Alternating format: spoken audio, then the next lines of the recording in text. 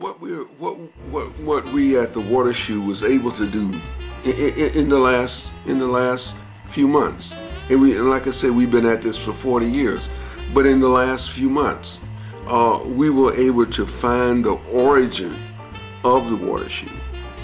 And the biggest problem with these water shoes is that, well, my dictionary don't carry a definition of a water shoe. In my encyclopedia, don't carry a definition of a water shoe.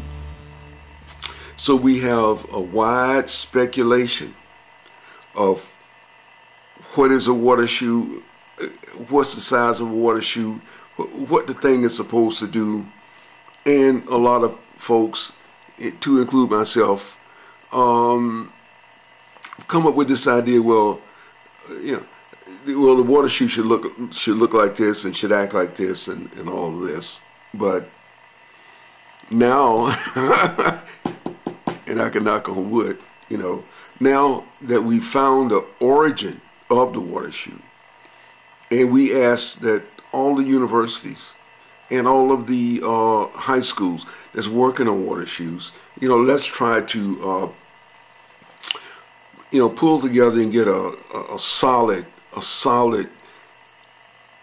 make some solid approach to these water shoes and kind of move away from a lot of speculation.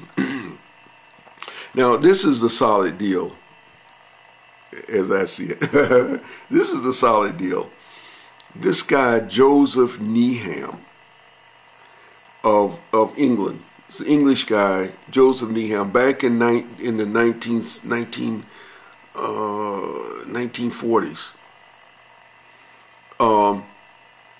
Went to during the First World War or something. He went to China and to study to help the Chinese. To help the Chinese with their university system, because they was at war with Japan and they were having some problems. So Winston Churchill sent Joseph Needham to England to help them with the universities. Hold on to their books and all kinds of stuff. And so they moved north away from the war areas.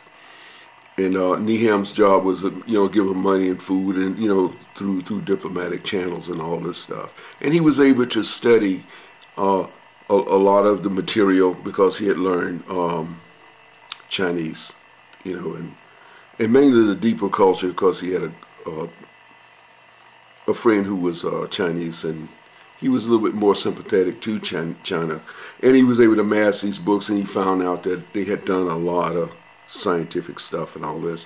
And among a lot of the things that they had done, well, we know the Chinese did gunpowder, paper, and the compass, and the stern post rudder, and some large ships, and all kind of farm equipment, and all kind of war equipment, and all kinds of stuff. And so Needham found this encyclopedia.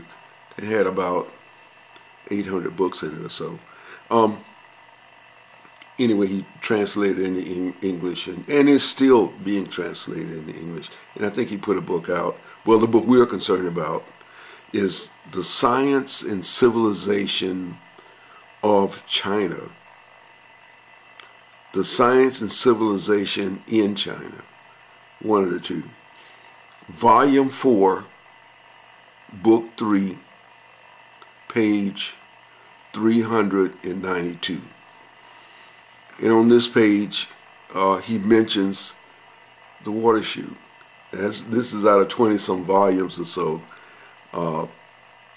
Most of the local libraries don't carry all the volumes, but we went up to New York to the research library. That's the main library in New York, and found the books, and we found this origin of the water shoe. It's on the Yangtze River, and on the Cheshire River.